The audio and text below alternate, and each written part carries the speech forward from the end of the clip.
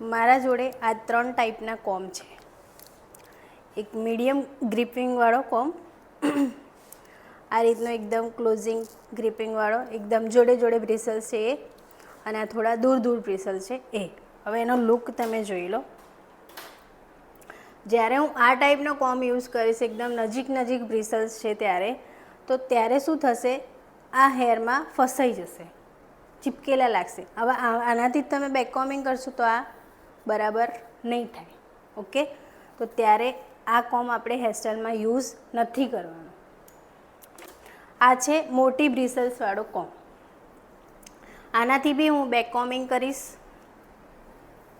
દેખો, તમે કોમ કરો છો ત્યારે તમને દેખાય ગ્રીપિંગ કેટલી મોટી મોટી આવે. તો જ્યારે હું ફિનિશિંગ માટે બી કોમ કરીશ તો આ અટકશે, બેક કોમિંગ અંદર હશે એટલે, અને ફિનિશિંગ બરાબર નહીં આવે. તો આ કોમ પણ યુઝ નથી કરવાનો. આ રીતનો બ્રિસલ્સ યુઝ નથી કરવાના, આ રીતના બી બ્રિસલ્સ યુઝ નથી કરવાના. તો આપણે કેવો યુઝ કરીશું કોમ? પોઈન્ટ કોમ, જેના બ્રિસલ્સ સરખા હોવા જોઈએ. અહીંયા તમે જોઈ શકો છો, પ્રોપર કોમ્બિંગથી થશે, થાય છે કોમ્બિંગ, પ્રોપર કોમ્બિંગ અને બેક કોમિંગ થાય છે. બેક કોમિંગ તો આપણે કોમ કેવો લઈશું? મીડિયમ બ્રિસલ્સવાળો.